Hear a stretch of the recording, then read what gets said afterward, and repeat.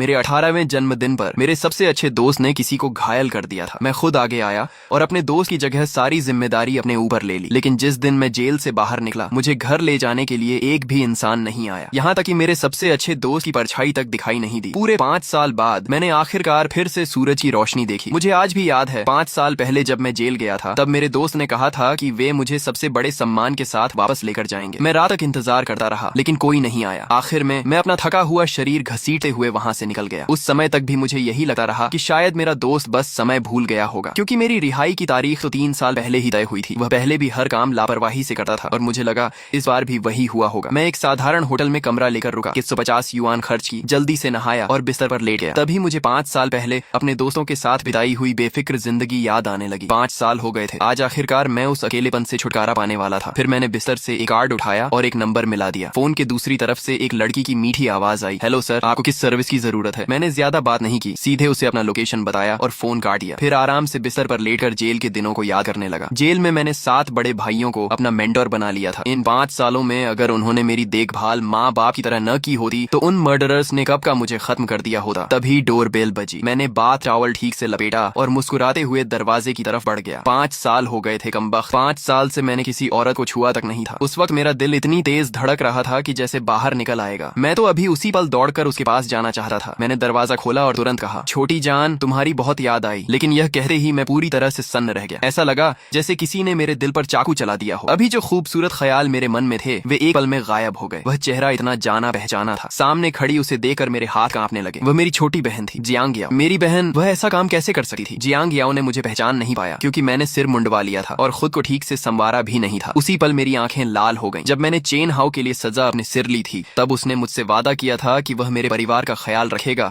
और कभी उन्हें तकलीफ नहीं होने देगा। लेकिन अब क्या हुआ? मेरे हाथ में पकड़ी सिगरेट बेबस होकर जमीन पर गिर गई। मेरा पूरा शरीर सुन्न पड़ गया। तभी जियांग याओ को भी शायद मेरी पहचान का अंदाजा हो गया। मैं लाल आंखों के साथ उसके पास गया और कहा, याओ याओ, माफ कर दो, माफ कर दो। तुम्हारा बड़ा भाई तुम्हारी रक्षा नहीं कर पाया। मेरी बात खत्म होते ही उसकी आंखों से आंसू नदी की तरह बहने लगे। इन 5 सालों में मैं हमेशा यही सोचता रहा कि वह अच्छी जिंदगी जी रही होगी। मैं समझता रहा कि चेन हाउ और लियू छिन ने मेरी जगह सब जिम्मेदारियां निभाई होंगी। लेकिन तभी जियांग याओ ने रोते हुए कहा, भैया, और दौड़कर मुझसे लिपट गई। भैया, आपको नहीं पता, जिस दिन आप जेल गए थे उसके बाद चेन हाउ और लियू छिन दीदी ने कभी मेरी परवाह नहीं की। मुझे उसकी बात पर यकीन नहीं हुआ। मुझे लगा कि वह भावनाओं में बह रही है। मैंने उसके सिर पर हाथ फेरा और धीरे से कहा, याओ याओ, डरो मत, तुम्हारा भाई वापस आ गया है। जब तक तुम्हारा भाई जियांग चेंग जिंदा है, कोई तुम्हें हाथ नहीं लगा सकता। वह रोते हुए बोली, भैया, मुझे आपकी बहुत याद आती थी। उन्होंने मुझे कभी आपसे मिलने भी नहीं दिया। इस समय मेरे आंसू मेरे कपड़ों को भिगो चुके थे। जियांग याओ 5 साल का सारा दर्द और अपमान बाहर निकाल रही थी। हमारे माँ बाप नहीं थे। हम बचपन से एक दूसरे का सहारा बनकर बड़े हुए थे। हमेशा से मैं, जियांग चेन, उसकी सबसे बड़ी ताकत था। लेकिन मेरे जेल जाने के बाद उसका वह सहारा भी छिन गया। अगर चेन हाओ और बाकी लोगों ने उसकी मदद नहीं की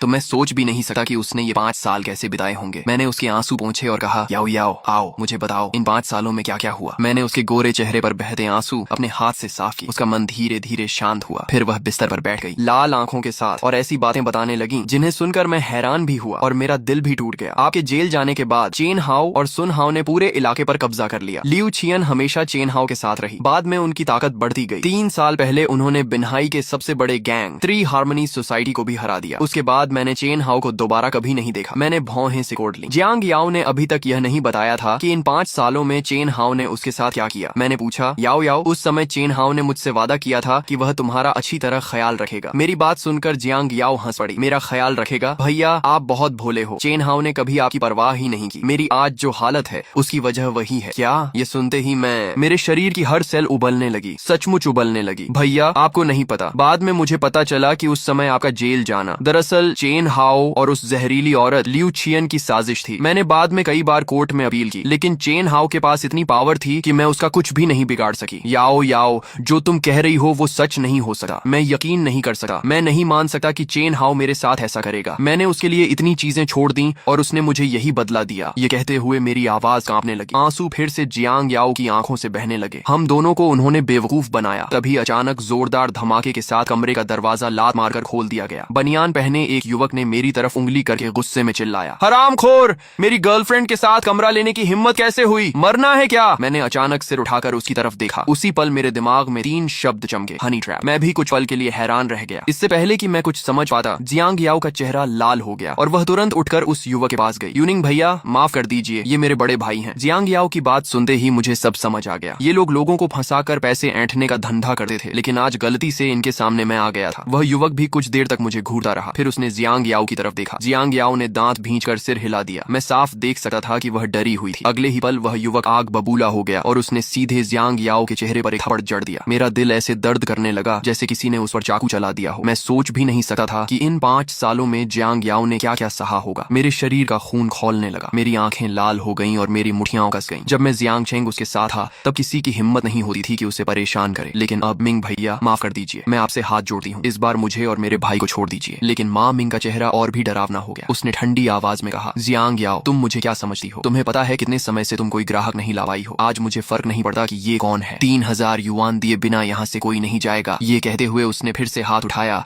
और जियांग याओ को थप्पड़ मारने की कोशिश की, लेकिन इस बार उसका हाथ उसके चेहरे तक नहीं पहुंच पाया क्योंकि मैं उसके सामने खड़ा था। मैंने उसकी कलाई को कसकर पकड़ लिया। माँ मिंग कुछ पल के लिए दंग रह गया। शायद उसने कभी नहीं सोचा था कि उसकी ही टेरिटरी में कोई उससे टकराने की हिम्मत करेगा। उसने झटके से मेरा हाथ छुड़ाया, दोनों हाथ सीने पर बांधे और घमंड से बोला, मुझे फर्क नहीं पड़ता तू कौन है, मैं बहस नहीं करता। 3000 निकाल और मामला खत्म कर। मैंने उसकी तरफ देखा तक नहीं। मैं मुड़ा और जियांग याओ के चेहरे पर पड़े लाल थप्पड़ के निशान को देखने लगा। मेरा दिल दर्द से भर गया। बचपन से आज तक मेरी सुरक्षा में उसने कभी किसी का अत्याचार नहीं सहा था। याओ याओ मत रो, जब तुम्हारा भाई जियांग चेन जिंदा है कोई तुम्हें छू भी नहीं सकता। वह रोते हुए मेरा हाथ पकड़कर बोली, भैया आप चले जाइए, अब वो समय नहीं रहा जो 5 साल पहले था। वे लोग अब नहीं रहे। उसकी बात सुनकर पीछे खड़ा माँ मिंग जोर से हंस पड़ा। उसकी हंसी मेरे कानों में आग की तरह लगी। उसी क्षण मेरा धैर्य टूट गया। मैंने पूरी ताकत से एक थप्पड़ उसके चेहरे पर दे मारिज हो गई। वह मुझे अवाक होकर देखती रही। उसका हाथ अभी भी मेरे हाथ को पकड़े हुए था। जिस दिन वह पैदा हुई थी उसी दिन मैंने कसम खाई थी कि दुनिया का कोई इंसान उसे रुला नहीं पाएगा। माँ मिंग फिर हंसा और उंगली दिखाकर बोला, हाँ मैंने इसे परेशान किया है तो क्या कर लेगा, मैं तुझे बताता हूँ। ये पिछले 3 साल से मेरे यहाँ कुत्ते की तरह जी रही है। मैंने इसे 3 साल तक दबाकर रखा है। अगर हिम्मत है तो बदला ले ले। मैं धीरे धीरे उसकी तरफ मुड़ा। फिर मैंने अपनी जेब से वह खंजर निकाला जिस पर जेल में अनगिनत लोगों का खून लग चुका था। मेरे बड़े भाई ने इस खंजर का नाम टाइगर ब्लेड रखा था। ये वही खंजर था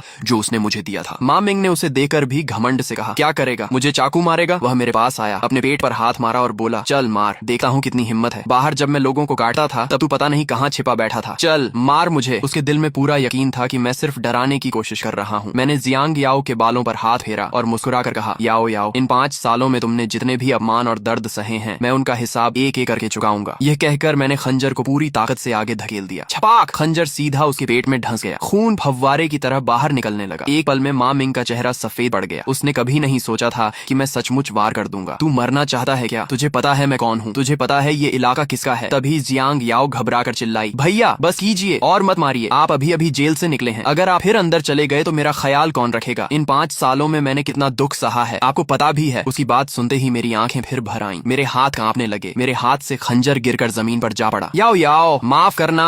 काफी देर बाद जब उसका मन थोड़ा शांत हुआ मैं झुककर जमीन पर पड़े माँ मिंग के सामने बैठ गया और धीमी आवाज में बोला, याद रखना मेरा नाम जियांग चेन है, अगर बदला लेना हो तो सीधे मेरे पास आना। इतना कहकर मैंने एक कार्ड उसके ऊपर फेंका और जियांग याओ को लेकर होटल से बाहर निकल गया। बाहर आने के बाद जियांग याओ मुझे घर ले जाने लगी। रास्ते में उसने मुझे बहुत सारी बातें बताई, लेकिन फिर भी मैं यकीन नहीं कर पा रहा था कि हेजी और लियू चियन ने मेरे साथ धोखा किया होगा। मैंने सिगरेट जलाई और उसकी तरफ देकर पूछा, याओ याओ कहीं तुम्हें उनके बारे में गलत फहमी तो नहीं हुई? उसने मेरा हाथ कसकर पकड़ा और रोते हुए बोली, भैया आपको याद है ना उस समय फेई भैया ने कहा था कि भविष्य में गैंग का उत्तराधिकारी आप और हेजी में से कोई एक बनेगा? मैंने सिर हिलाया। हाँ मुझे याद है, 5 साल पहले मैं और हेजी पूरे इलाके के सबसे ताकतवर लोग थे। हम मेंगलोंग गैंग के बैटल हॉल लीडर फेई भैया के आदमी थे। उस समय हेजी मेरा सबसे करीबी भाई था। हम दोनों में से किसी एक को ऊंचा पद मिलने वाला था, लेकिन जब मैंने उसकी जगह सजा अपने ऊपर ली तो वह आसानी से ऊपर पहुंच गया। याओ याओ फेई भैया कैसे हैं? क्या वे ठीक हैं? मैंने सिगरेट का टुकड़ा फेंक दिया। मेरे होठों पर हल्की मुस्कान आ गई। मुझे याद आया कि कैसे फेई भैया हमेशा सख्ती से मेरी ट्रेनिंग करते थे। अगर वे न होते तो मैं बहुत पहले मर चुका होता। तभी मैंने देखा कि जियांग याओ फिर रोने लगी है। याओ याओ तुम क्यों रो रही हो? उसने आंसू पोंछते हुए कहा, भैया आपके जेल जाने के 1 साल बाद मेंगलोंग गैंग को सांडू गैंग ने बुरी तरह तबाह कर दिया था। और हेजी को क्या हुआ? मैंने बेचैनी से पूछा। उसने फेई भैया को धोखा दे दिया। अगर उसने गद्दारी न की होती तो आज मेंगलोंग गैंग पूरे बिन्हाई पर राज कर रहा होता। उसकी बात सुनते ही ऐसा लगा जैसे किसी ने मेरे सीने पर हथौड़ा दे मारा हो। हेजी को छोड़ो, फेई भैया कहाँ हैं? उनका क्या हुआ? मैंने लगभग गरजते हुए पूछा। ये सुनकर जियांग याओ फिर रो पड़ी। उसने मुंह खोला और बोलने ही वाली थी कि मैं कुछ कह ही रहा था कि अचानक मेरा फोन बज उठा। मैंने अपनी भावनाओं को थोड़ा संभाला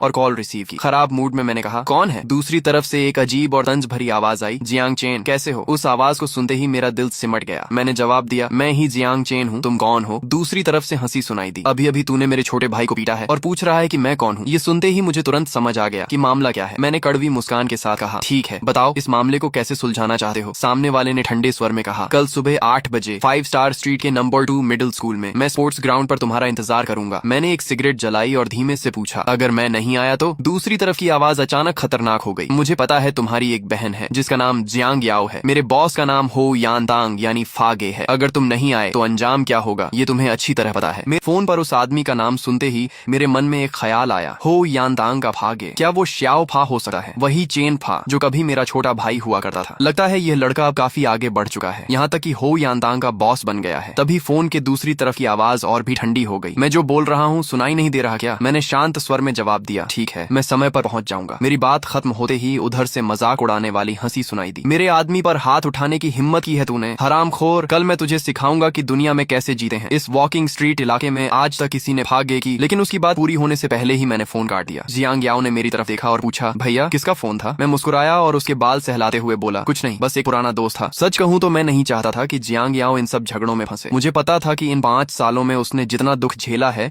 उतना शायद किसी को नहीं झेलना चाहिए। मैंने मन ही मन कसम खाई कि आज से मैं उसकी हर खुशी और हर सुरक्षा की जिम्मेदारी खुद उठाऊंगा। फिर मैंने पूछा, याओ याओ मुझे बताओ फेई भैया का क्या हुआ? जियांग याओ ने गहरी सांस ली और बोली, फेई भैया अचानक गायब हो गए थे। कुछ लोग कहते हैं कि वे मर चुके हैं। उसकी यह बात सुनकर ऐसा लगा जैसे किसी ने मेरे सीने पर भारी हथौड़ा मार दिया हो। फेई भैया के साथ कुछ हो गया था। मैंने अपनी मुठियां भींच ली। अब मुझे हर हाल में उस समय की सच्चाई पता लगानी थी। इसके बाद मैं और जियांग याओ घर लौट आए। घर की हालत देखकर मेरा दिल बैठ गया। चारों तरफ वीरानी थी। जियांग याओ ने बताया कि वह भी काफी समय से घर नहीं आई थी। मजबूरी में उसे बाहर रहना पड़ता था। हमने मिलकर थोड़ा घर साफ किया। फिर वह रसोई में गई और मेरे लिए कुछ साधारण लेकिन स्वादिष्ट खाने बनाए। हम दोनों साथ बैठकर खाना खाने लगे। उसके चेहरे पर मुस्कान देखकर ऐसा लग रहा था जैसे मैं फिर से 5 साल पीछे लौट गया हूँ। मैंने खिड़की के बाहर चमकते तारों को देखा और अनजाने में लियू छियन की याद आने लगी। मैं अब भी समझ नहीं पा रहा था कि जियांग याओ को लियू छियन और हेजी से इतनी नफरत क्यों है। सच कहूं तो मुझे उन दोनों पर 100% भरोसा था। मुझे लगता था कि शायद जियांग याओ और उनके बीच कोई गलत फहमी हो गई होगी। बचपन से ही उनके रिश्ते अच्छे नहीं थे। यहाँ तक कि अगर मैं बीच में ना होता तो शायद वे दोस्त भी नहीं बनते। इसी तरह पूरी रात बीत गई। अगले दिन सुबह मैं बहुत जल्दी उठ गया। बाहर जाकर जियांग याओ के लिए नाश्ता खरीदा। उसे गहरी नींद में सोते हुए देखकर मेरे चेहरे पर मुस्कान आ गई। मैंने उसके प्यारे चेहरे को हल्के से छुआ, उसके ऊपर चादर ठीकी और चुपचाप घर से निकल गया। बाहर जाकर मैंने एक मोटरसाइकिल टैक्सी रोकी। ड्राइवर ने पूछा, कहाँ जाना है? मैंने जवाब दिया, नम 2 मिडिल स्कूल। गाड़ी में बैठते ही मेरे चेहरे पर फिर मुस्कान आ गई। नम 2 मिडिल स्कूल। 5 साल पहले मैं यहीं पढ़ता था। उस समय पूरे स्कूल में कोई ऐसा नहीं था जो हमारे नाम से परिचित न हो। हम चारों को हेवन एंड अर्थ 4 टाइगर्स कहा जाता था। मैं था बड़ा भाई स्काई टाइगर, हेजी था अर्थ टाइगर, तीसरा था विजडम टाइगर जांग शाओ और चौथा था ऑनर टाइगर शुए मोफेंग। मैं सिर हिलाकर हल्का सा हंसा। वे सुनहरे दिन अब बीत चुके थे। आज वे तीनों अपने अपने इलाके के बड़े नाम बन चुके थे और मैं तो अभी अभी जेल से निकला एक आदमी था। फर्क आसमान और जमीन जैसा था। लेकिन आज मैं फिर से उस जगह लौट रहा था जहाँ हमारी जवानी, हमारी दोस्ती और हमारे सपने शुरू हुए थे। कुछ देर बाद मैं स्कूल पहुंच गया। लेकिन जैसे ही मैंने स्कूल के गेट में कदम रखा, एक हल्की खुशबू मेरी नाक तक पहुंची और अगले ही पल कुछ ऐसा हुआ जिसकी मैंने कल्पना भी नहीं की थी। एक खूबसूरत महिला जो फॉर्मल यूनिफॉर्म पहने हुए थी अचानक दौड़ती हुई मेरी तरफ आई। मैं भी तैयार नहीं था। हम दोनों सीधे टकरा गए। मेरे हाथों को एक मुलायम एहसास हुआ। उसके शरीर से एक अलग ही खुशबू आ रही थी। एक चीख के साथ वह पीछे की तरफ गिरने लगी। मैंने बिना सोचे समझे आगे बढ़कर उसकी कमर पकड़ ली। एक पल में हमारी आंखें एक दूसरे से टकराईं। मेरा दिल बेकाबू होकर धड़कने लगा। बहुत समय बाद मुझे ऐसा महसूस हुआ था। पहले सिर्फ लियू छियन ही मुझे इस तरह बेचैन कर पाती थी। वह बेहद खूबसूरत थी, इतनी खूबसूरत कि कुछ पल के लिए मैं उसे देखता ही रह गया। लेकिन इससे पहले कि मैं खुद को संभाल पाता, मेरे गाल पर जोरदार जलन महसूस हुई। चटाक! उसने मुझे सीधा थप्पड़ मार दिया। छोड़ो मुझे, बदतमीज! उसने मुझे धक्का देकर अलग किया और दोनों हाथ कमर पर रखकर गुस्से में बोली, लेट हो गए हो ना, चलो मेरे साथ प्रिंसिपल ऑफिस। मैं हैरानी से बोला, आप टीचर हैं? उसने तुरंत जवाब दिया, मैं प्रिंसिपल हूँ। मैं उसे देखकर स्तब्ध रह गया। मेरे दिमाग में बस एक ही सवाल था, नंबर 2 मिडिल स्कूल में इतनी खूबसूरत प्रिंसिपल कब से आने लगी? वह फिर बोली, क्या देख रहे हो? मेरे साथ चलो। समय देखा है, पढ़ाई करनी है या नहीं? लेकिन उसकी बात पूरी होने से पहले ही मैं वहाँ से गायब हो चुका था। वह दांत पीसते हुए बड़बड़ाने लगी, ये बदमाश स्टूडेंट अभी थोड़ी देर पहले मुझे छूने की हिम्मत कर रहा था। देखती हूँ इसे कैसे सजा नहीं देती। 5 मिनट बाद स्कूल के स्पोर्ट्स ग्राउंड में मैं बीच मैदान में खड़ा था। मैंने एक सिगरेट जलाई और धीरे धीरे उसका कश लेने लगा। मैं धीरे धीरे सिगरेट के कश ले रहा था और मन ही मन अभी अभी मिली उस महिला प्रिंसिपल के बारे में सोच रहा था। सच कहूँ तो वह बेहद खूबसूरत थी। इतनी कम उम्र में प्रिंसिपल बन जाना और ऊपर से इतनी सुंदर होना, इसके पीछे जरूर कोई कहानी रही होगी। मैं इन्हीं ख्यालों में खोया हुआ था कि तभी सामने से लोगों का एक झुंड आता दिखाई दिया। सबसे आगे एक आदमी बेसबॉल कैप पहने हुए था और उसके पीछे 10 से ज्यादा छोटे गुंडे चल रहे थे। उनमें से एक बोला, भाई देखो वो आदमी पहले ही पहुंच गया है। दूसरा हंसते हुए बोला, हाँ कम से कम इतना तो समझदार निकला, समय पर आ गया। फिर किसी ने ठंडी आवाज में कहा, लेकिन उसने हमारे हुयन हॉल के आदमी पर हाथ उठाया है। बॉस ने कहा है चाहे वह कोई भी भी हो उसे खत्म कर देना है। यह कहते हुए वे सभी मेरे सामने आकर रुक गए। सबसे आगे खड़े दाऊजी ने मुझे आवाज दी, ओए लड़के, तू ही जियांग चेन है ना? इधर आ, तुझसे कुछ बात करनी है। मैंने हल्की मुस्कान के साथ सिगरेट का टुकड़ा फेंका और कहा, जो कहना है यहीं आकर कहो, मेरे पैर ठीक नहीं है, मैं चलकर नहीं आ सका। यह सुनते ही दाऊजी के बगल में खड़ा एक टैटू वाला आदमी मेरी तरफ बढ़ा और मुझे मारने ही वाला था, लेकिन दाऊजी ने उसे रोक लिया। दाऊजी के चेहरे पर ठंडी मुस्कान आ गई। वह धीरे धीरे चलते हुए मेरे सामने आया और सिर उठाकर बोला, जियांग चेन, पता है इस दुनिया में सबसे जल्दी कौन मरता है? मैंने कंधे उचकाए और मुस्कुराकर जवाब दिया, जो लोग जरूरत से ज्यादा शो ऑफ करते हैं। मेरी बात सुनकर दाऊजी धीरे धीरे दूसरी तरफ मुड़ा, लेकिन अगले ही पल वह अचानक पलटा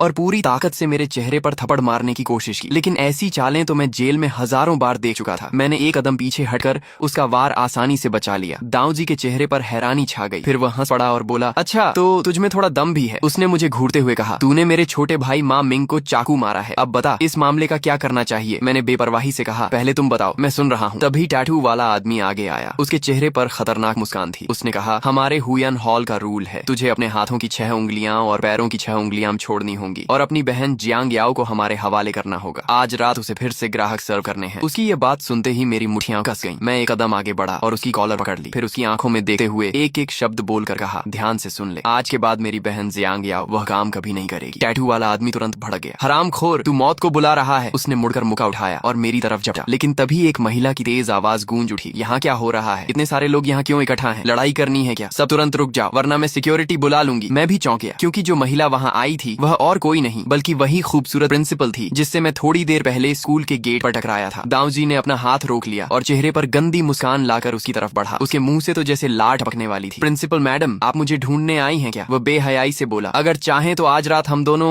लेकिन उसकी बात पूरी होने से पहले ही एक जोरदार आवाज आई, चटाक। प्रिंसिपल ने बिना झिझक उसके चेहरे पर थप्पड़ जड़ दिया। वह गुस्से से बोली, अपने आप को देखो, क्या तुम अभी भी स्टूडेंट कहलाने लायक हो? बदतमीज। ये देखकर टैटू वाला आदमी भी भड़क उठा। वह आगे बढ़ा और प्रिंसिपल का हाथ पकड़ लिया। फिर गुस्से से चिल्लाया, तू मरना चाहती है क्या? मैं अभी तेरा काम तमाम कर दूंगा। इतना कहकर उसने अपना हाथ उठाया और प्रिंसिपल को मारने की कोशिश की, लेकिन अगले ही पल मैं बिजली की तरह उसके सामने पहुंच गया। मैंने उसकी कलाई पकड़ ली और ठंडी मुस्कान के साथ कहा, क्लासमेट, क्या तुम्हें अपने टीचर्स की रिस्पेक्ट करना नहीं सिखाया गया? टैटू वाला आदमी पहले से ही मुझ पर गुस्सा था। अब मेरी बात सुनकर उसका गुस्सा और बढ़ गया। हरामखोर, लगता है तू जीने से तंग आ गया है। इतना कहकर उसने मुझे लात मारने की कोशिश की। मैंने तुरंत पीछे हटकर उसका वार बचा लिया। फिर बिजली जैसी तेजी से आगे बढ़ा और एक अपरकट सीधा उसकी तरफ दे मारा। धड़ाम, एक भारी आवाज गूंजी। मेरा मुक्का उसकी टांग के जोड़ पर जा लगा। टैटू वाला आदमी दर्द से चीख पड़ा और लड़खड़ाते हुए पीछे हटने लगा। मेरे पीछे खड़ी प्रिंसिपल कुछ पल तक कुछ बोल ही नहीं पाई। तभी बगल में खड़े दाऊजी की हंसी सुनाई दी। हाँ, कितना मजाकिया है, सच में बहुत मजाकिया। उसने मुझे घूरते हुए कहा, जियांग चेन, लगता है तुझे अपनी जान बहुत प्यारी नहीं है। ये कहते हुए उसने जेब से एक खंजर निकाल लिया। फिर टैटू वाले आदमी के कंधे पर हाथ रखकर बोला, जो भी हुयन हॉल के लोगों को छूता है उसका सिर्फ एक ही अंजाम होता है, मौत। उसने सिर उठाकर मेरी तरफ देखा और कहा, चूंकि तू अपनी 6 उंगलियां और 6 पैर की उंगलियां छोड़ना नहीं चाहता तो अब मरने के लिए तैयार हो जा। ये कहते हुए वह तेज कदमों से मेरी तरफ बढ़ने लगा। उसके लिए मेरे पीछे खड़ी प्रिंसिपल जैसे वहां थी ही नहीं। दाऊजी की बात सुनकर प्रिंसिपल का चेहरा सफेद पड़ गया। डर के मारे उसने अचानक मेरे कपड़ों को कसकर पकड़ लिया। मैं हल्का सा मुस्कुराया और पीछे मुड़कर उसकी तरफ देखा। सच कहूं तो वह वाकई बहुत खूबसूरत थी। उसका प्यारा चेहरा, गुलाबी होंठ और मुलायम त्वचा। डर के कारण उसका हाथ अब भी मेरी शर्ट पकड़े हुए था और वह छोड़ने की हिम्मत नहीं कर पा रही थी। मैं मुस्कुराया और फिर वापस दाऊजी की तरफ मुड़ा। सुना है तुम्हारे हुयन हॉल में कोई फागे है? मैंने शांत स्वर में कहा। उसे यहाँ बुलाओ। मेरी बात सुनते ही दाऊजी के चेहरे पर ठंडी मुस्कान आ गई। वह एक कदम आगे बढ़ा और मेरी कॉलर पकड़ ली। फिर गुर्राते हुए बोला, हमारे बॉस को बुलाना चाहता है? किस लिए? मेरे बगल में खड़ी प्रिंसिपल का दिल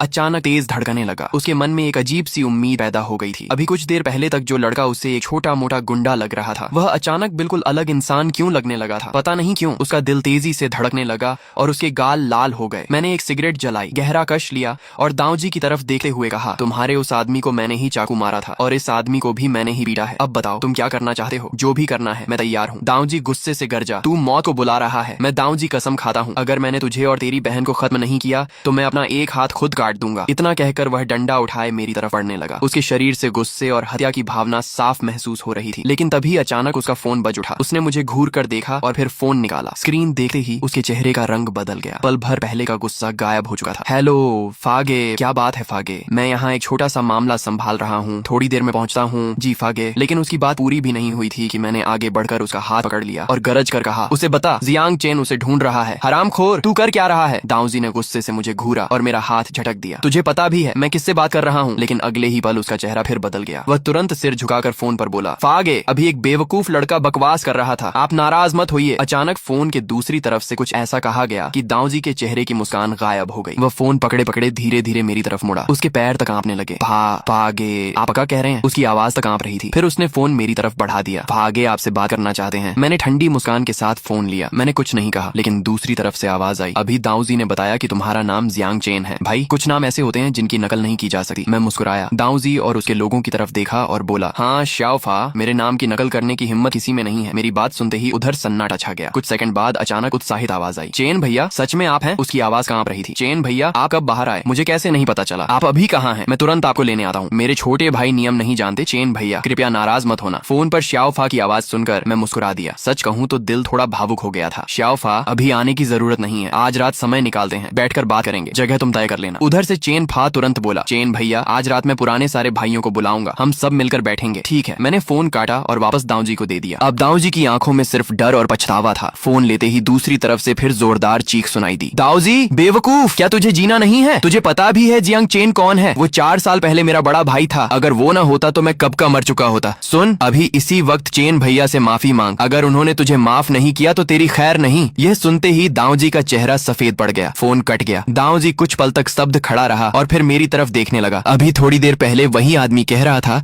कि अगर मुझे खत्म न कर पाया तो अपना हाथ काट देगा, लेकिन टैटू वाला आदमी अभी तक कुछ नहीं समझ पाया था। वह गुस्से में गाली देता हुआ मेरी तरफ बढ़ा, साला, आज तो तुझे खत्म करके ही दम लूंगा। इस वॉकिंग स्ट्रीट इलाके में कौन है जो मुझे रोक सके? तू जाकर पूछ ले मैं कौन हूँ। ये कहते हुए वह मेरे सामने आकर खड़ा हो गया। मैंने ठंडी हंसी हंसी और दोनों हाथ सीने पर बांध लिए। फिर उसकी आंखों में देखते हुए बोला, मैं तुझे आखिरी मौका देता हूँ, घुटनों पर बैठ जा। मेरी बात सुनकर वह जोर से हंसा, हा हा हा, तू तो सच में पागल है, मैं तुझे अभी खत्म कर देता हूँ। इतना कहकर उसने बेसबॉल बैट उठाया और पूरी ताकत से मेरी तरफ वार किया, लेकिन बैट मेरे शरीर तक पहुंच ही नहीं पाई। रुको! अचानक दाऊजी आगे कूद पड़ा। उसने टैटू वाले आदमी का हाथ पकड़ लिया और उसे जोर से पीछे धक्का दे दिया। फिर वह मेरी तरफ मुड़ा और चेहरे पर जबरदस्ती मुस्कान लाकर बोला, चेन भैया, छोटे भाई समझदार नहीं है, आप गुस्सा मत कीजिए। उस पल वहाँ मौजूद हर इंसान स्तब्ध रह गया। टैटू वाला आदमी तो ऐसे खड़ा था जैसे उसके दिमाग ने काम करना बंद कर दिया हो। उसके हाथ से डंडा भी जमीन पर गिर गया। अभी थोड़ी देर पहले जो दाऊजी मेरे हाथ पैर काटने की बात कर रहा था, वही अब मेरे सामने नौकर जैसा व्यवहार कर रहा था। इस समय दाऊजी सचमुच मेरे छोटे भाई जैसा लग रहा था। चेन भैया, आइए सिगरेट पीजिए। उसने आदर से सिगरेट निकाली और मेरी तरफ बढ़ा दी। मैंने मुस्कुराकर चारों तरफ देखा और सिगरेट ले ली। अगले ही पल दाऊजी खुद लाइटर जलाकर मेरी सिगरेट सुलगा रहा था। मैंने एक कश लिया और मुस्कुराते हुए कहा, अभी थोड़ी देर पहले तुम अपना एक हाथ काटने की बात कर रहे थे ना? ये सुनते ही दाऊजी का शरीर कांप गया। माफ कर दीजिए चेन भैया, मुझसे गलती हो गई, मैं काबिल नहीं हूँ। इतना कहकर चटाक चटाक चटाक दाऊजी ने अपने ही चेहरे पर जोर जोर से थप्पड़ मारने शुरू कर दिए। यहाँ से उसे समझ आ गया था कि वह जो कर रहा है दरअसल अपनी जान बचाने के लिए कर रहा है। दाऊजी भैया, आप क्या कर रहे हैं? पीछे खड़ा टैटू वाला आदमी दाऊजी को हैरानी से देख रहा था। उसे तो अपने बॉस पर ही यकीन नहीं हो रहा था, लेकिन उसकी बात पूरी भी नहीं हुई थी कि छटाक दाऊजी पलटा और उसके चेहरे पर एक जोरदार थप्पड़ मार दिया। टैटू वाला आदमी दर्द से अपना चेहरा पकड़कर बोला, दाऊजी भैया, आप मुझे क्यों मार रहे हैं? आपको तो इस हरामखोर को मारना चाहिए। उसकी बात खत्म होते ही चटाक चटाक चटाक दाऊजी ने लगातार 3 और थप्पड़ जड़ दिए। चेन भैया से ऐसे बात करता है? मरना चाहता है क्या? ये सब देखकर प्रिंसिपल पूरी तरह से हैरान रह गई। पहले ही दाऊजी का मेरे प्रति अचानक बदलता व्यवहार उसे चौंका चुका था और अब वह मेरे लिए अपने ही आदमी को पीट रहा था। यह उसके लिए किसी चमत्कार से कम नहीं था। उसने मेरी तरफ देखा जैसे कुछ कहना चाहती हो, लेकिन आखिर में चुप रह गई। दाऊजी ने टैटू वाले की कॉलर पकड़ ली और गरजते हुए बोला, अच्छी तरह देख ले, ये चेन भैया है, अभी इसी वक्त माफी मांग, वरना आज मैं तेरा काम तमाम कर दूंगा। टैटू वाला आदमी पूरी तरह से डर चुका था। उसकी आंखों के आगे तारे घूम रहे थे। अगले ही पल वह धड़ाम से मेरे और प्रिंसिपल के सामने घुटनों पर गिर गया। माफ कर दीजिए, मुझसे गलती हो गई। भले ही उसे अभी तक नहीं पता था कि मैं कौन हूँ, लेकिन उसे इतना जरूर समझ आ गया था कि अगर उसने दाऊजी की बात नहीं मानी तो उसकी खैर नहीं। मैं हल्का सा मुस्कुराया और प्रिंसिपल की तरफ देकर कहा, प्रिंसिपल मैडम, अब इस आदमी का फैसला आप कीजिए। काफी देर बाद वह संभली और बोली, ठीक है। फिर वह टैटू वाले के पास गई और पूछा, अभी तुमने कहा था कि जियांग चेन की बहन को ग्राहक के पास भेजना है, वह ग्राहक कौन है? ये सुनकर मैं भी चौंक गया। मुझे उम्मीद नहीं थी कि वह मेरी मदद करेगी। टैटू वाला आदमी कांपते हुए बोला, वो वांग गे है, आज रात उसने जियांग याओ को बुलाया है, अगर जियांग याओ नहीं गई तो क्या? प्रिंसिपल ने सख्त आवाज में पूछा। उसी समय मेरा दिल बैठ गया। मैं आगे बढ़ा, उसकी कॉलर पकड़ ली और दहाड़ते हुए बोला, याओ याओ मेरी दुनिया है, उसे कुछ हुआ तो मैं किसी को नहीं छोड़ूंगा। इन 4 सालों में जिसने भी उसे सताया है मैं उससे खून का हिसाब लूंगा। टैटू वाला आदमी कांपते हुए बोला, अगर वो आज रात नहीं गई तो वांग गे उसके दोनों पैर तोड़वा देगा और मुझे भी सजा मिलेगी। उसकी बात खत्म होते ही मैंने उसे जोर से धक्का देकर गिरा दिया। फिर मैं दाऊजी की तरफ मुड़ा और एक एक शब्द पर जोर देते हुए पूछा, मुझे बताओ ये वांग गे कौन है और अभी कहाँ है? दाऊजी कांप गया, कुछ पल चुप रहा, फिर बोला, चेन भैया, वांग गे बहुत बड़ा आदमी है, हम लोग उसे छू भी नहीं सकते। उसकी बात पूरी भी नहीं हुई थी कि मैंने उसे थप्पड़ मार दिया। साले ज्यादा चालाक मत बन। दाऊजी पीछे लड़खड़ा गया, फिर डरते हुए बोला, चेन भैया, उसका नाम वांग जिक्सियोंग योंग है, वॉकिंग स्ट्रीट का सबसे बड़ा अमीर आदमी। उसके पास 3 कॉफी शॉप्स, 5 क्लब्स और 6 मसाज पार्लर्स हैं। उसकी आवाज में साफ था कि वह मुझे डराने की कोशिश कर रहा था। मैं मुस्कुरा दिया, फिर टैटू वाले की तरफ देखकर बोला, जाकर अपने वांगे से कह देना आज रात जियांग चेन खुद उससे मिलने आएगा। टैटू वाला आदमी अविश्वास से मुझे देखता रह गया, फिर जल्दी जल्दी सिर हिलाने लगा। दाऊ जी ने हालात बिगड़ते देख तुरंत मेरे पास आकर कहा, चेन भैया इस बार मुझसे गलती हो गई, मैं आपको पहचान नहीं पाया, छोटे भाई को माफ कर दीजिए, हमें अब कुछ काम है, हम चलते हैं। मैंने कोई जवाब नहीं दिया, बस सिर हिलाया और जेब से सिगरेट निकाल कर जला ली। तभी पीछे से प्रिंसिपल की नाराज आवाज आई, बस करो, सिगरेट पी पी कर खुद को मारोगे क्या। वह मेरे पास आई और मेरे मुंह से सिगरेट खींच कर फेंक दी, फिर गुस्से में बोली, तुम्हें अंदाजा भी है कि अभी तुमने क्या किया है। जानते हो वांग जिक्शुंग कौन है? हमारे एजुकेशन ब्यूरो का डायरेक्टर तक उससे सिर झुकाकर बात करता है। उसके पास इतना पैसा है कि वह तुम्हें खरीद सकता है। एजुकेशन ब्यूरो का नाम सुनकर मैं हंस पड़ा। मैंने उसके कंधे पर हाथ रखकर कहा, प्रिंसिपल मैडम, मुझे लगता है आप मुझसे ज्यादा परेशान हैं। उसने मुझे घूरा और बोली, तुमसे बात करना ही बेकार है, बस इतना ध्यान रखना कि आज रात कहीं कोई तुम्हें कुत्तों को न खिला दे। फिर उसने कहा, अच्छा बताओ तुम किस क्लास के स्टूडेंट हो, मुझे अब जाना है। मैं मुस्कुराया और बोला, असल में मैं इस स्कूल का स्टूडेंट ही नहीं हूँ, मैं अभी अभी जेल से बाहर आया हूँ। मेरी बात सुनकर उसके चेहरे पर पहले हैरानी आई, लेकिन अगले ही पल वह गंभीर हो गई। वह मेरे सामने आई और बोली, अपना फोन नंबर दो। मैंने शरारती अंदाज में कहा, क्या बात है, मुझे लाइन मार रही हो? उसने आंखें तरेरते हुए कहा, सपने देखना बंद करो, मैं सिर्फ यह देखना चाहती हूँ कि तुम कल तक जिंदा रहते हो या नहीं। मैं हंस पड़ा। सच कहूँ तो किसी लड़की का नंबर मांगने का यह सबसे अजीब तरीका था जो मैंने कभी देखा था। आखिर हमने एक दूसरे के नंबर एक्सचेंज किए और वह चली गई। उस समय मुझे बिल्कुल अंदाजा नहीं था कि यह औरत मेरी जिंदगी में कितनी अहम बनने वाली है। कई बार मैं उसके लिए पागल होने वाला था और कई बार उसके लिए पूरी दुनिया छोड़ने वाला था। उसकी खूबसूरत परछाई को दूर जाते हुए देखकर मैं मुस्कुराया, फिर एक और सिगरेट जलाई और भीड़ के बीच से चलता हुआ निकल गया। चलते चलते मुझे 4 साल पहले के नंबर 2 मिडिल स्कूल के 4 टाइगर्स याद आ गए। समय बदल चुका था, आज वे तीनों कहाँ थे? सच कहूँ तो वॉकिंग स्ट्रीट में मेरे बहुत से जानने वाले थे, लेकिन अब मुझे नहीं पता था कि उनसे संपर्क कैसे करूं। ऐसा लग रहा था जैसे बिनहाई शहर पूरी तरह बदल चुका हो। तभी मैंने देखा कि शाम हो चुकी है। मैंने फोन निकाला और याओ याओ को मैसेज भेजा, याओ याओ आज रात खाना मत बनाना, मैं बाहर से कुछ अच्छा लेकर आ रहा हूँ। मैसेज भेजने के बाद मैं एक रेस्टोरेंट गया और जेब में बचे थोड़े पैसों से कुछ खाने का सामान पैक करवाया। करीब रात के 2 बजे मैं घर पहुंचा। हाथ में खाना था और चेहरे पर मुस्कान। मुझे यकीन था कि याओ याओ यह देकर बहुत खुश होगी, लेकिन दरवाजा खटखटाने के बाद भी किसी ने नहीं खोला। मैंने कई बार नॉक किया, फिर अचानक मेरे मन में बुरा ख्याल आया, कहीं कुछ हो तो नहीं गया। तभी सामने वाले घर का एक बूढ़ा आदमी बाहर निकला। उसने कहा, बेटा अब दरवाजा मत खटखटाओ, अंदर कोई नहीं है। मैं तुरंत उसकी तरफ मुड़ा। याओ याओ कहाँ है? बूढ़े ने गहरी सांस ली और कहा, वो बहुत अच्छी लड़की है, लेकिन अब शायद कभी वापस नहीं आएगी। मेरा दिल जैसे रुक गया। आपका क्या मतलब है? मेरे माथे से ठंडा पसीना बहने लगा। बूढ़ा बोला, जिसे भी बातियान ले जाता है वह कभी वापस नहीं आता। ये सुनते ही मैं पागलों की तरह चिल्लाया, बातियान कौन है? बूढ़े ने जवाब दिया, हुयान हॉल का आदमी। फिर उसने कहा, बेटा कोई बेवकूफी मत करना। लेकिन उसकी बात पूरी होने से पहले ही मैंने हाथ में पकड़ा खाना जमीन पर फेंक दिया और दौड़ पड़ा। बूढ़ा पीछे से चिल्लाया, रुको मेरी बात तो सुनो। फिर उसने जमीन पर बिखरे खाने को देखा और अफसोस से सिर हिलाया। इतना अच्छा खाना सब बर्बाद हो गया। लेकिन उस समय मेरे दिमाग में सिर्फ एक ही बात थी, बातियान को ढूंढना और याओ याओ को बचाना। मुझे नहीं पता था कि कहाँ जाना है। मैं सड़क पर दौड़ा और एक टैक्सी रोक ली। टैक्सी मेरे सामने रुकी और मैं तुरंत अंदर बैठ गया। ड्राइवर ने मेरी घबराई हुई हालत देखकर पूछा, कहाँ जाना है? मैं जोर से चिल्लाया, मुझे बातियान के पास ले चलो जल्दी। मेरी बात सुनते ही ड्राइवर वहीं का वहीं जम गया।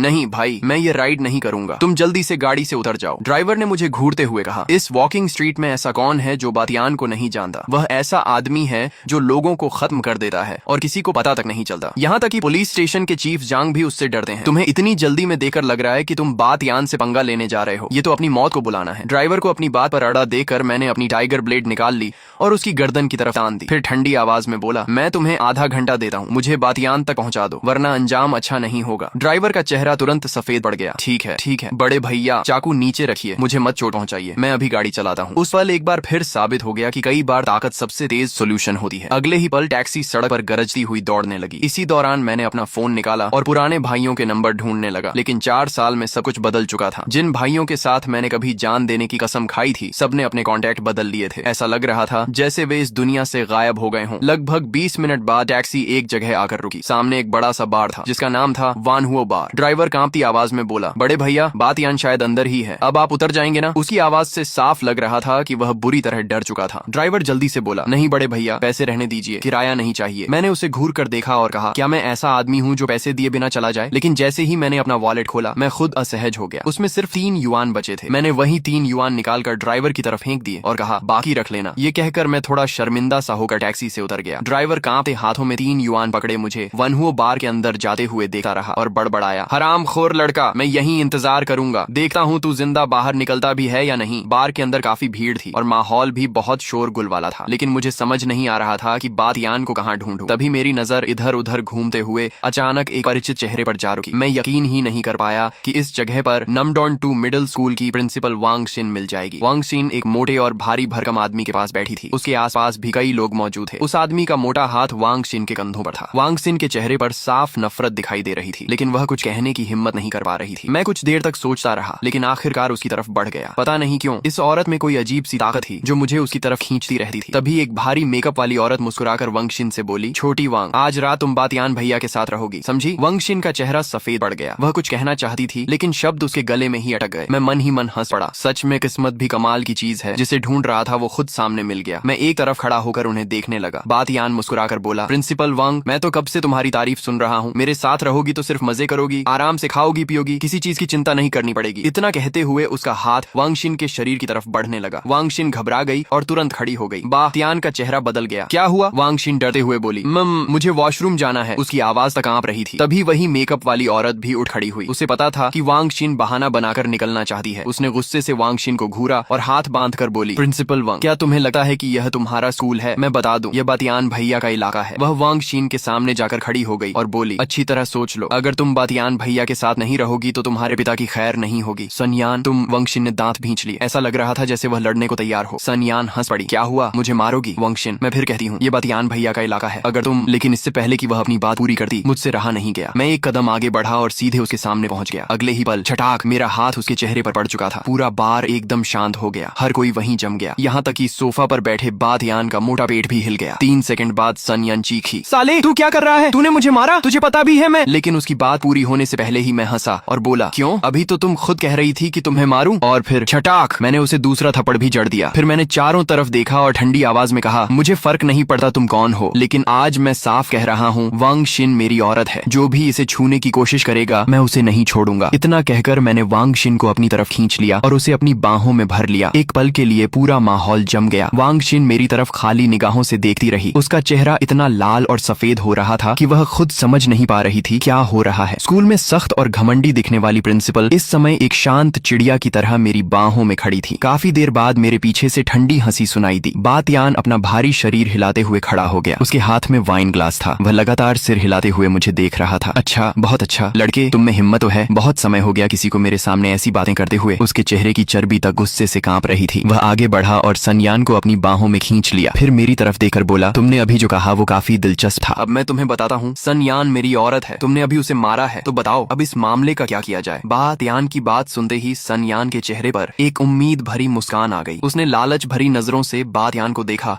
और बोली, तियान भैया, आप ही मेरे लिए इंसाफ कीजिए। उसकी आवाज ऐसी थी जैसे वह अभी रो पड़ेगी। मैं मुस्कुराया और बोला, माफ करना, शायद तुमने मेरी बात ठीक से नहीं सुनी। मैंने कहा था कि जो भी मेरी औरत को हाथ लगाएगा उसका अंजाम बुरा होगा, लेकिन मैंने तुम्हारे बारे में तो कुछ कहा ही नहीं। फिर मैं हंस पड़ा। इस औरत की बात कर रहे हो? हाँ हाँ, जिसे पता नहीं कितने लोग छोड़ चुके हैं, उसे भी तुम अपने पास रखना चाहते हो। बातियान, सच में तुम्हारी पसंद बहुत अजीब है। मेरी बात सुनते ही मेरी बाहों में खड़ी वांग शिन का चेहरा लाल हो गया, जबकि सामने खड़े बातियान और सुनयान के चेहरे गुस्से से काले पड़ गए। ऐसा लग रहा था जैसे वे मुझे जिंदा निगल जाएंगे। बातियान गुस्से में चिल्लाया, सुनयान को एक तरफ धकेला और मेरी तरफ बढ़ते हुए बोला, जियांग चेन, आज तू बहुत बड़ी मुसीबत में फंस गया है। फिर उसने चिल्लाकर कहा, आओ इसे पकड़ लो। उसके आदेश के साथ ही आसपास खड़े कई लोग आगे बढ़े और मुझे तथा वांग शिन को अलग कर दिया। मैंने फिलहाल कोई कदम नहीं उठाया, क्योंकि मैं जानता था कि अगर मैं सच में हाथ उठा दूं तो मामला बहुत दूर तक जा सकता है। बातियान वांग शिन की तरफ बढ़ा, फिर मेरी तरफ देखकर ठंडी हंसी हंसा और बोला, ध्यान से देख, मैं तेरी औरत को छू रहा हूँ, अब क्या करेगा? इतना कहकर उसने अपना मोटा हाथ वांग शिन के सफेद कंधे पर रख दिया। उसी समय सुनयान भी मेरी तरफ आई और तिरस्कार भरी नजर से मुझे देखते हुए बोली, तुमने मुझे 3 थप्पड़ मारे थे, अब देखना तुम्हें इसका कितना भारी दाम चुकाना पड़ेगा। मैं हंसकर बोला, औरत, तुम्हें खुद पर कुछ ज्यादा ही भरोसा है। उधर बातियान वांग शिन को पकड़े हुए था, लेकिन उसकी निगाहें लगातार मुझ पर टिकी थीं। उसके चेहरे पर जीत की मुस्कान थी। जियांग चेन, तेरी औरत सच में बहुत खूबसूरत है। पता नहीं तूने उसकी कद्र की भी है या नहीं। उसके आदमी जोर जोर से हंसने लगे। उनके लिए मैं सिर्फ एक मजाक बन चुका था। मैं गुस्से से गिर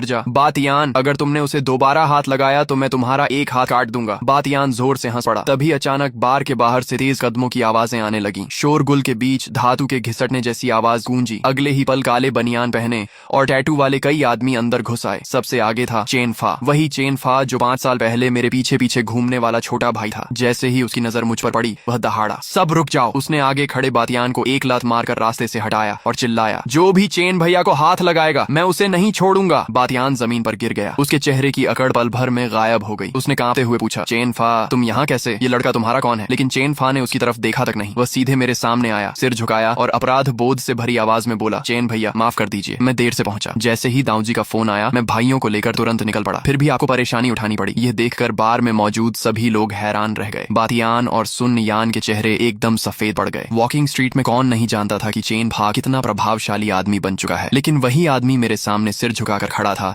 और मुझे चेन भैया कह रहा था। मैंने उसके कंधे पर हाथ रखा। मेरी नजरें अभी भी डर से कांप रही सुन यान पर टिकी थीं। मैंने ठंडी आवाज में पूछा, याओ याओ कहाँ है? सुन यान का शरीर कांप उठा। उसकी सारी अकड़ गायब हो चुकी थी। वह जल्दी से बातियान के पीछे छिप गई और हकलाते हुए बोली, वो बार के पीछे वाले स्टोर रूम में है। मैंने उसे चोट नहीं पहुंचाई, बस बंद करके रखा था। रात में उसे बॉस वांग के पास भेजने वाले थे। चुप! मैंने आगे बढ़कर उसे एक थप्पड़ मार दिया, फिर बिना एक पल रुके बार के पीछे की तरफ दौड़ पड़ा। चेन फा तुरंत समझ गया। उसने अपने 2 आदमियों को मेरे साथ भेजा और खुद बाकी लोगों के साथ बातियान और सुन यान को घेर लिया। उसकी आंखों में गुस्सा साफ दिखाई दे रहा था। वह दहाड़ा, चेन भैया की बहन को छूने की हिम्मत की है? तुम लोगों ने अपनी मौत खुद बुला ली है। दोस्तों, फिलहाल इस मैनहवा के इतने ही पार्ट्स बने हैं। जैसे ही इसके बाकी पार्ट्स आएंगे मैं उन्हें इसी चैनल पर एक्सप्लेन करके अपलोड करूंगा। अगर आपको ये वीडियो पसंद आई हो तो वीडियो को लाइक करें, चैनल को सब्सक्राइब करें और बेल आइकॉन को प्रेस करना बिल्कुल न भूलें, ताकि अगला पार्ट आते ही आपको सबसे पहले नोटिफिकेशन मिल सके। मिलते हैं नेक्स्ट पार्ट में।